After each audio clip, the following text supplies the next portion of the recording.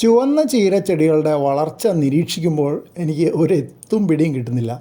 ഇത് കണ്ടോ, വളരെ വലിയ ഇലകളാണ് ഈ ചീര ചെടിക്കുള്ളത്. പക്ഷേ ആ ചെടിച്ചട്ടിയിൽ ഒരു ചീരച്ചെടിയേ ഉള്ളൂ. ഒരു ചെറിയ മുളക് ചെടി ഉണ്ട്, ഏകദേശം ഉണങ്ങിയ പോലെയാണ്. അടുത്ത ചെടിച്ചട്ടിയിൽ ഒരെണ്ണത്തിന് മാത്രം ഒരു തിരക്കെട്ടില്ലാതിപ്പുള്ള ഇലയുണ്ട്. പക്ഷേ ബാക്കിയെല്ലാം വളരെ ചെറുതാണ്. നമുക്ക് വേണമെങ്കിൽ പറയാം ആ ചെടിച്ചട്ടിയിൽ 5 ചീരച്ചെടികളുണ്ട്, അതുകൊണ്ടാണ് ഒന്നിനും വലിയ വളർച്ചയില്ലാത്തത് എന്ന് വേണമെങ്കിൽ പറയാം.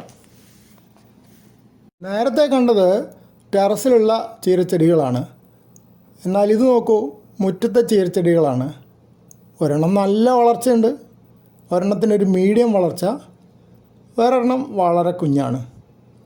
അപ്പോൾ ഇതിലും ഒരു ചെടി മാത്രമല്ല ഉള്ളത്, 3 ചെടികൾ ഉണ്ടായിട്ടും ഒരെണ്ണത്തിന് നല്ല വളർച്ചയുണ്ട്, ഒന്നിന് മീഡിയം, ഒന്നിന് വളരെ കുറവ്.